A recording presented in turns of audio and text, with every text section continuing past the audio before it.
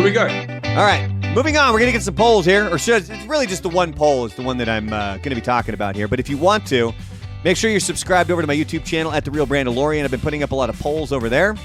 And this is one that just kind of happened to take off. As I'm looking at it right now, it has over 2,500 votes, actually. And the question was, which rock star would you bring back if you could? Jimi Hendrix, Kurt Cobain, or Dimebag Darrell? And we're going to have a bunch of comments that came in, but as we're recording this, the leader is Kurt Cobain at 54%. 54% of people said they would bring back Kurt Cobain. 28% of people said that they would bring back Jimi Hendrix. And 18% of people would bring back Dimebag Darrell. Why do you think that is?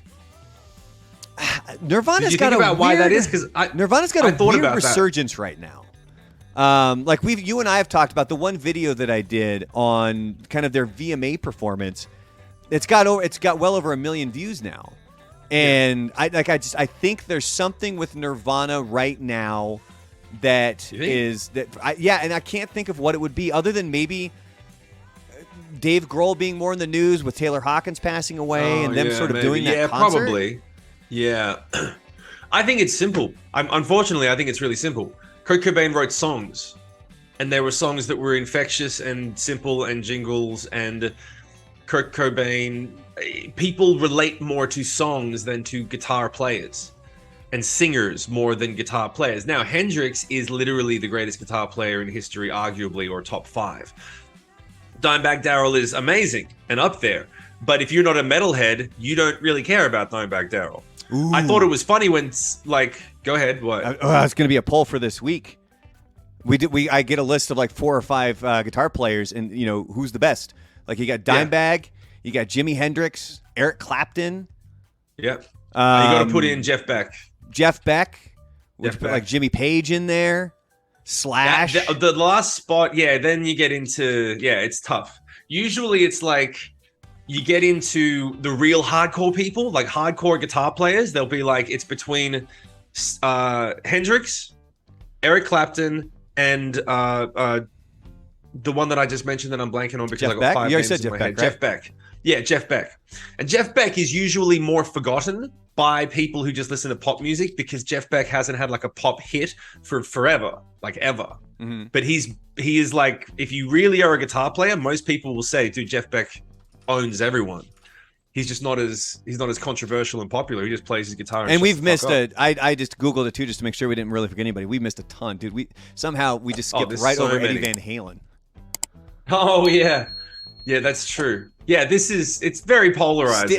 We should do it. Oh, you know what we'll do? Cage match. Fucking cage match it down. Have it go over for like a couple of months, and each week it goes down. I'm cool with that. So yeah, that's an idea. That's something we'll have to figure out because that's basically what you're doing. Is I've done this throughout the years with a bunch of different things. Some of it was we would do it with movie monsters during Halloween time, and you do it like during March Madness, where you just have a big bracket. And then you just kind of go with who's the best. And maybe this is one way that we figure out who is the greatest guitar player. But I think for this week, I'm just going to pick 4 or 5 because what we'll notice when we start getting to some of these responses, so people can vote in the poll, they can also comment on the poll. And there were some people who were like, oh, I would bring back this person, this person, and this person. I'm like, that wasn't a fucking option. Like you had 3 options and you fucked it up. So what are we doing now? Are we going through some of these comments? Yeah, so here's one we have from Kanku. I'm assuming is how you pronounce that. It says, Dime was a kind soul. He was a friend to all and an inspiration to many. I'd bring him back, but it would be cruel without his brother being around. That's a very sympathetic way to look at it. To think of that is very sweet. There was a few people that commented that if you were to be able to bring back Dimebag, you'd have to bring back Vinnie Paul. Like it would just be messed up not to do that. Matthew Thompson. That's very sweet. Matthew Thompson says, Jimmy killed himself with drugs. Kurt killed himself with drugs and a gun. Dime was murdered in cold blood whilst doing what he loves. I like how this dude used the word whilst, by the way. Like, who fucking writes that? Dime didn't deserve what happened. All 3 would fucking hate today's world anyway. I agree wholeheartedly with that. Could you imagine if you actually brought them back and they were like, why? Why'd you bother? No one cares about music anymore. See, with as much as we've talked about Nirvana, going through a whole bunch of different things, I really start to wonder what Kurt Cobain would be like today. Like, what do you think? What kind of person would he be? Because even back then, he hated a lot of the deciding factor. The deciding factor about whether or not Kurt Cobain would be happy if he came back now would be completely dictated by whether or not he was still with Courtney. If he was still with Courtney, you better believe he's a miserable fuck who's probably... But if he's not with Courtney, he'd be like, yeah, it's pretty good. You know, I go out with friends, I do things. But hold on, because they also have the kid, Francis Bean. And being a dad changes you. So I also kind of think about that, is how would that have changed who he was, essentially being a father? But didn't he shoot himself when he still had the baby? She was a baby. Well, yeah, you know, the baby was around, but Frances Bean, I don't even think she was a year old yet or 2 years old yet. I mean, she was still a baby. Yeah. All right, so this next person on YouTube, first name, last name, by the way, is their username, says, okay, so hear me out. Dimebag did absolutely nothing to change or innovate the metal scene. His solos were good, not great, and he would probably be canceled in 2021. While Cobain is an amazing songwriter, his quality of life would be poor. If we bring someone back, it should be for their legacy, not our personal entertainment. Hendrix had a lot more to share with the world, so he should be brought back. I mean, do you want to unpack that? You want to unpack the whole thing? I'm more interested about somebody saying that Dimebag was good, not great. Yeah, that's my point. There's so much to unpack. Dimebag did absolutely nothing to change or innovate the metal scene. Are you fucking kidding? He literally did everything to change and innovate the metal scene. Every fucking metal player played differently after Dimebag. He's the equivalent of the Four Monkeys and then the dude standing up. Yeah, that's Dimebag. Like, to say he did nothing to innovate the metal scene. Why didn't you run the timer? Because that's still a part of what we're talking about. I know, but come on. Okay, Cobain's an amazing songwriter. His quality of life would be poor. You don't know that for sure.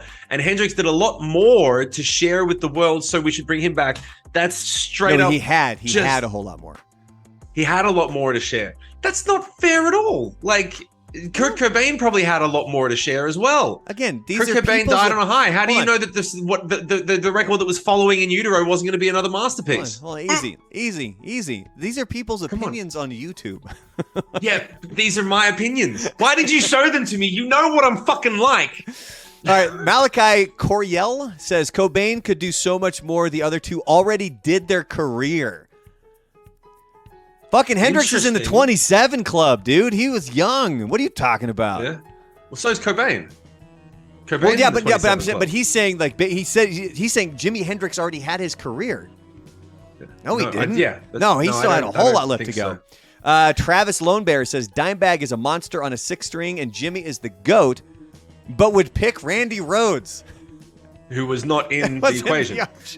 Judgy the Pirate says, people really think the edgy emo guy is better than Hendrix and Dimebag? I hate my generation. So obviously he's referencing Kurt Cobain, but now this next one is a direct response to that. Barry Bliss says, emo, in quotes, yeah, because grunge is so similar to emo. I hate my generation too, because all you do is act like grunge and all types of alt just equals emo. Which is absolutely not the case. And so what if he was? He was a spectacular vocalist, unique, kind, and funny person. He just had a messed up life, but he didn't let that get in the way of his music. I love how passionate people are becoming about this. And thank you for Barry Bliss. If you're watching, which I'm sure you are, thank you very much for that concise and thought-out answer. Even with the emoji, too, of the eye roll. Yeah. Don't get me wrong. I don't agree with 100% of what anyone said, but that's why we discuss it. Yeah. The difference is we get a microphone and you guys have your keyboard. That's why we wanted to read them out so that you have a voice. And if you would like, here on YouTube, obviously if you're over on Spotify, Apple, or Google, come on over to the YouTube channel and comment below if you want to respond to any of these people.